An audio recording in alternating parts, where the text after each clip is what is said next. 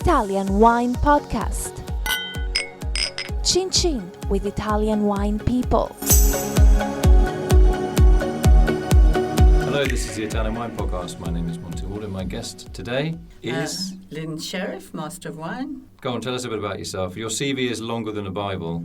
Awards, claim, very varied career. Where are you from? I'm from Cape Town, South Africa, and was born and raised there. Went to school there. Wine background there? Not at all. I was actually almost born in a hotel, and both my parents were hoteliers. And then I studied hotel keeping with doing a practical for 3 years at a very prominent hotel in Sea Point called the Arthur Seat, named after Arthur Seat in Scotland. And it was run by a very stern, very good Swiss hotelier. And we were famous for banquets then with all the silver service and the Waterford crystal glasses and so on. And we'd often run banquets which went on till 1 or 2 in the morning. And then the reward for the 5 of us, the young management team, was that he'd open a bottle of wine at the end of it. And his cellar was something to be seen. It had to be seen to be believed. And he used to take out things like we had a bottle of Chateau Margaux once. He opened a bottle of Krug. He opened a bottle of Romney Conti once. And I started to take then much more of an interest in wine, and decided after 3 years in hotel keeping, where I ran a hotel in Hermanus for him, that actually I wanted to go into the wine business. So quite an idyllic life. You're learning and you've got hotels working that are both on the coast, right? Yes. Yeah. Yes. Okay. So the next step, what was your first big, deep step into the wine industry? I enrolled at an agricultural college which falls under the University of Stellenbosch to study cellar technology. And again there, in year 1, we spent part of the time in the vineyards. And in year 2, I had 2 to 3 months in the cellar. And we actually were allocated 2 or 3 rows of the vineyard, and we actually had to make our own wine. It was great fun. Okay, so that gave you a really good practical grounding in the mechanics of wine growing and winemaking. And what was the next step? The next step was that I wanted to go and study somewhere in Europe. Why? I just felt that I wanted the international perspective on wine. South Africa, of course, was very much in the old, terrible political system, and I wanted to get out and experience winemaking and wine growing somewhere else. So where was your first stop? My first stop was Germany, actually. Interesting. Yeah. Well, at that time, it's not really such a big leap. At that time, all the technology in South Africa was stainless steel, cold ferment, etc. That the Germans are very good at from a white wine filtration, making perspective, excellent filtration, and so on and so forth, to make really squeaky clean wines, white wines, mostly without oak. Right, so, and also with a bit of residual sugar, and they didn't re-ferment in bottle, sterile filtration, all that sort of stuff. Exactly. So, next step? Next step was I came back to South Africa and started working at a winery called Stellenbosch Farmers Winery, which today belongs to Distel. But that was one of the biggest wineries at that time, wasn't it? It was the biggest at that time, yeah. But you were working on the production side or on the marketing and sales side? No, I was on the production side to begin with, production and wine buying. We had a wine buying team of 6, and each one was allocated a certain number of cellars to look after. And so you're buying bulk wines then? You're going and tasting bulk wines that could be blended to make a brand for a market? Yeah. Was it quite egalitarian there in terms of the mix of employees between females and males, or no? Were you the only lady? Yes, I was the only lady in the wine buying team. How do they treat you? Oh, the wine buying guy was a total chauvinist and very short. And he said no woman will ever become a permanent member of my wine buying team. So that was a red rag to a bull? Yeah. Or a bullette? And I worked there for 3 years and enjoyed it very much. And then I heard of a system which was being run by the French government, which recruited people from all walks of life in industry to have a year's bursary in France. And the idea then was to stimulate commercial contact between France and various other countries over a very broad range of industry. Was this during the year of sanctions against South Africa when it was difficult to get out of the country? Or? Well, it was never difficult to get out of the country. It was very difficult to get money out of the country, and it was all performance just to get traveller's checks at that time. And it was between the years 85 and 86, which was some of the worst political years in South Africa's history. There was stone throwing, there were tyres being thrown onto the highway. And if anything, it was a good time to be away from South Africa. But it was constantly in the news in France. I saw it all the time. So you were in France in what, 84, 85? 85, 86. Okay. And actually that was, for me, a real eye-opener. The way the system worked was you had to pay to get yourself there. So you bought the single ticket with, instructions from them that you were a guest of the French government. So it was easy to get a visa. And then they paid to get you home.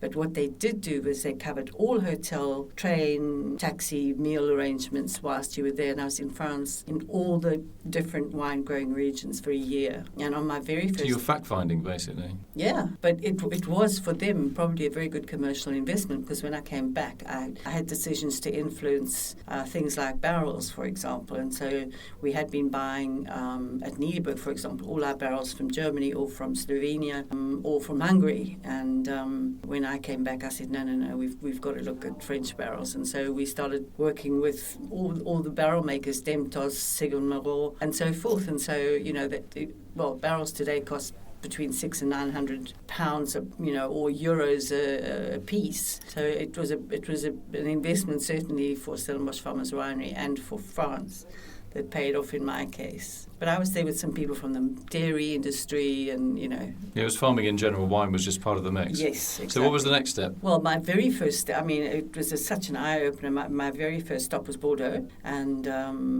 my very first stop of the morning at 9:30, I'll never forget it, was at Chateau Margaux. And my lifelong friend, Dr. Paul Pantalier, was my host. And it was the day that they were putting the Grand Vin together for the 83 vintage. The blending, yeah. And he had, at that time, they tasted with ISO glasses, those horrible little things. And he handed me a glass and said, right, this is what you have to do. Here's your paper to make your notes. This is the rest of the tasting team, and nobody speaks until we reach the end of, that was my introduction to the world of French wine. I gained a lot at the deep end. I gained a lot of knowledge, and I also gained a lifelong friend who sadly is no longer with us. So that knowledge was like interpretation of tannin and things like that? Yes, that was actually Paul's doctorate, was the behaviour of tannins and the management of tannins from harvest to bottle. I learned a huge amount from him, and he became a partner to Stellenbosch Farmers Winery in a venture at Plessis de Moor. I think he did that for about 15 or 16 years. Yeah, he was a shareholder, wasn't he, in the business here? He wasn't a shareholder, but we paid him a consultancy fee to come. He was a shareholder in a property in Chile, and so he divided his time between France, Chile and South Africa. Okay, so you've got into Bordeaux, you're taking French ideas in terms of how to make red wine and how to age them in terms of the barrel back to South Africa. Next step? Well, one of the other, I think, interesting things that I did was, at that time, harvesting machines were forbidden in France, and I got to Champagne, and there was actually at the same time a harvester being tested, a mechanical harvester being tested in Burgundy, and so the head winemaker of Mum Champagne took me to Burgundy in a helicopter so that they could go and see what was going on. I mean, it's just... They're such cheapskates, aren't they? I know. It was like being in a sweet shop, like a child in a sweet shop with an array of things to choose from. It was extraordinary. And what was good, Monty, was I spent time also in the lesser-known regions like Savoie, Jura, and so on. And so I got to know the French wine industry backwards, and I felt so privileged to be able to do that. Next step, I went back to South Africa. I worked partly in production, but then I moved into marketing at the Niedeburg Wine Estate, and I was there till 1990, and then was headhunted to go and open a wine academy in Hong Kong. The Wine and Spirits Academy. And we were a service provider of the WSET. The Wine and Spirit Education Trust. Exactly. And so wine education is also running through your veins, isn't it? Yes, it is. It's one thing I really enjoy doing, and what's wonderful is to lecture or to teach students who are there because they want to be there, not because they're forced to be there. They're paying their own money to come and listen and then write exams and so on. So it was very stimulating. So now your principal activity, I mean, you have many strings to your bow, but you're an educator and independent wine consultant. So you can educate people in the wine trade as well as about both the business side and the technical aspects. So you're working with the Italian wine producers at the moment. How does that work in terms of adding your experience? What are they looking to get from you as someone who's had this incredible your global experience in wine producers? What are they asking you? Well, I have at times worked with groups of producers, and one of the super groups I worked with was the Istituto Grandi Marchi. And of course that consists of wineries like Gaia, like Lungarotti, like Antinori, and so forth. So it's a family of really well-known brands. Very well-known brands that stretches from Alto Adige all the way down to Sicily and everything in between. So that's a really stimulating environment to work in. And actually what was required from me at that point was to present masterclasses for them as an independent person in places like Hong Kong, Moscow, St. Petersburg, to follow a sort of a tour of what they were doing. And give these independent masterclasses. And it was very easy because at one point there were 15, I think they're now 17, but 17 top-rate producers, and to focus on their wines for sommeliers, for people in the trade, for importers, and so on. So it was not a difficult job. So don't be bashful, but I mean, you're not just giving a tasting saying this wine smells of strawberries. You've got the technical knowledge behind it because you've worked so closely on the production side, and obviously you've got a global vision in terms of global markets. So what are the most frequent questions people ask you in those masterclasses? Are they confused about the native grape varieties? Are they looking for more detail on the winemaking or the marketing? If we look at it from an Italian perspective, for example, one of the things that students confuse very often is Sangiovese with Tempranillo. And I kind of... In a blind tasting? In a blind tasting. So Tempranillo is Spanish red grape. The main one that makes is Rioja. Rioja. And the reason why they confuse them is that the way tannin and acid lie on the palate, you can sometimes muddle them up. Or if you've got a lot of tannin, it sometimes will mask the acidity. And so it was a mistake that I made when I was trying to do my master wine. I constantly mixed up, Chianti and Tempranillo at the same price point or in the same price band. Until somebody said to me one day, "You're confusing acidity with tannin." And I realized that, yes, Tempranillo tends to be lower in acidity, quite a lot lower, and high in tannin, whereas Sangiovese and Nebbiolo are both high in tannin and high in acidity. So, things like that. And I tell the students I said, it took me 18 months. I kept confusing them. Just when I thought I had it right, I'd make the same mistake again. It's nice that you do that, though, because, there is this perception sometimes of not just masters of wine, but master sommeliers. We're all human, aren't we? But absolutely. Sometimes a little bit of factual knowledge, it's not just opinion, it's actual kind of numbers on the analysis chart. So that takes you back to your Paul Pontellier days in Bordeaux. Exactly. Wine is romantic and all the rest of it, but actually it's you got to look at what's under the bonnet. Yes, absolutely. And I think, Monty, I've been awfully lucky in my wine friendships, and some of them go back to those days in France. Some of them go back to my days spent in Germany, where I met people like, Paul Pontellier, like Etienne Hugel. In Alsace? In Alsace, like Pierre Antinori, also a very old friend. And I've hosted him in South Africa. I've hosted him and his wife in South Africa. And then he subsequently brought each of his 3 daughters to South Africa. So, and to sort of have people like that. And Annegret Ray-Gartner, sadly, also no longer with us, from the Mosel. And she gave me a real insight into how to recognize wines that were low in alcohol and high in acidity. And that was just fascinating too. And I just think I'm privileged to call all of these people friends. I don't mean friends in the American sense. I mean friends in the British sense or the European sense, if you like. Okay, so when you're hosting a masterclass, what are the most common questions you get asked on Italian wine? Why is it so complicated? The most common questions when I'm lecturing on Italian wines usually relate to acidity and tannin levels, and also the fact that some of the grapes are quite obscure in international terms, like Aglianico. I think Aglianico is only grown in Italy. I don't think I've ever seen one outside of Italy. And how to recognize those and what to look for. One of the most common questions I'm asked in the masterclasses is, what's your favorite wine? Which is, I don't have a favorite wine. I have lots of favorite wines, plural, but not a favorite one. I always say the last good wine I had with friends. Oh, that's a good one. That's new. Yeah. Okay. I might pinch that from you. That's all right. It's not copyrighted. Unless you make it into a T-shirt, in which case it probably is. So what's the next step for you? Well, I've started to work with Stevie Kim at Finitaly International, Verona Fiera, and also 5-Star Wines. So what is 5-Star? 5-Star Wines has been made into a book. and is it's a sort of competition, but it's evaluating wines in terms of the 100-point scale, and it's done by a panel, and everything is served blind, and those wines that rate over 90 points are then published in the book with all their details, and Vinitaly International takes them on their roadshows all over the globe to show people, that this is a 5-star wine. So it's mainly Italian wines that are being tasted? Yes. If you look at the 2018 guide, where the wines were tasted in April, I would say 85, maybe 90% is a section dedicated to Italian wines, but there are also some from Romania, from Hungary, from Austria. And, I would encourage producers who are direct neighbours, to take part in this competition. It's brilliant. The list of judges was quite amazing.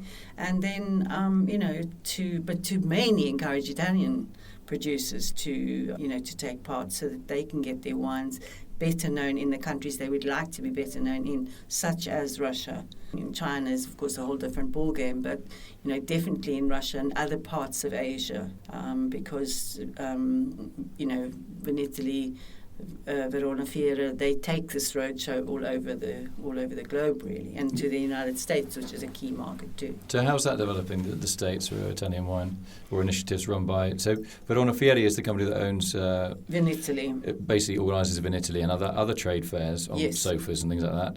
And beautiful marble fair they organise too. And so part of the initiative for the marketing of Italian wine is as Lynne is saying, is a blind tasting competition and masterclasses to really allow professionals in the trade, whether it's sommeliers or whatever, to learn and understand and get through the complexities of Italian wine. Do you find it a challenge when you love educating? You were head of the Institute of Masters of Wine, weren't you? I don't know what your exact title was. Was the chairman of the Institute? Chairperson. No person. Really? Chairman. Well, you've got to change that.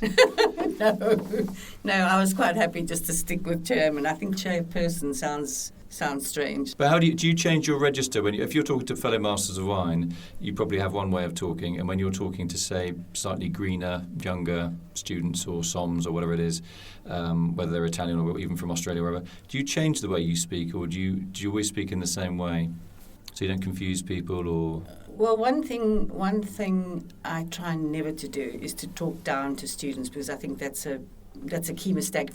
I don't know if I'm permitted to say this, but I couldn't stand my viticultural professor at the wine school. He was a terrible communicator. He used to look at the floor most of the time. I think he was just shy. So he had all this knowledge and had no way of communicating. So I never took down to the students. But probably I do talk a different kind of language when I'm talking to fellow MWs, irrespective of their age, sex, or background or whatever. Yeah, I suppose we sort of have a bit of a speak of our own, and we sometimes tease each other about being MWs and never forgetting that we shouldn't be too pompous. I think that's a really, really important part. Yeah, the MW joke book is about half a page long, isn't it? It's never been a Christmas bestseller. No, it's not a Christmas bestseller. Okay, so final question. What's your next project? Well, the next project is going to be 2019 5-star wines, and I'm going to spend some time after Wine to Wine with the 5-star team at the fair.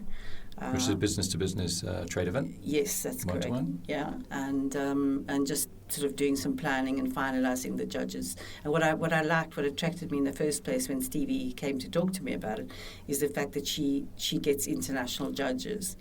And actually, I'm hoping one of the judges will be a fellow South African who was born in Alto Adige, called John Platter. And the irony of that is that he writes, or has written in the past, his own book called Platter 5-Star, the Platter 5-Star Guide, or the Platter Guide. And for South African wine. For South African wine. And they do an assessment of all the wines. He doesn't do that anymore. He sold it on, but he still comes down for the tasting of the blind tasting of the 5-star wine. So Stevie loved that. She loves stories, and especially if they're true. And so we're going to... Especially if they're true. So I'm going to invite him, and he had already indicated over the phone that he would be very, very keen to come back to Italy. And so I'm hoping he's going to join us for the 5-star 5-star wine tasting. So when you slow down and retire, you're going to go back to a little hotel on the side of the sea in South Africa, or? I think that's unlikely. The funny part is that I don't quite know where to call home. When I land in Cape Town and I can see Table Mountain, I feel like I've come home. But I have a 50% shareholding in a small house in northern Tuscany, just north of Lucca, which is a beautiful part of the world. And when I'm there, I think I feel at home. It's a different part of Tuscany. Lucca's very much, it's Tuscany, but it's very much the un-Tuscan part of Tuscany. It's very French-influenced. Yeah, I'm not sure if it's necessarily French influence, but it has a wonderful combination of Lucca, the old town, and then, surrounding mountains. And the sea. And the sea, and the little cottage we own is at sort of 800 metres above sea level. So, it's just beautiful nature, it's beautiful countryside. So I feel at home there too. And then to confuse the whole issue, when I go to Tokyo, where I work most summers for about 3 to 4 weeks, and the door opens, there's a bouquet or a smell or an aroma which comes from nowhere else in the world except from Tokyo, and I feel very at home there. So do you get that same smell when you go into your house in Tuscany? Sort of musty. Well, it used to be an old shed, and it's been converted into a house by 3 architects. Well, you can hang some herbs in there. Mm-hmm. You can hang some herbs in there, typical Tuscan herbs. You have to, because it's got scorpion, so you have to put lavender or rosemary all over the house, which we do. Okay. So it smells of that rather than anything else. So Lynne Sherriff, Master of Wine and Pest Control Expert, thank you very much for coming in today to talk to the Italian Wine Podcast. My name is Monty Waldin. Thank you. Bye. Follow Italian Wine Podcast on Facebook and Instagram.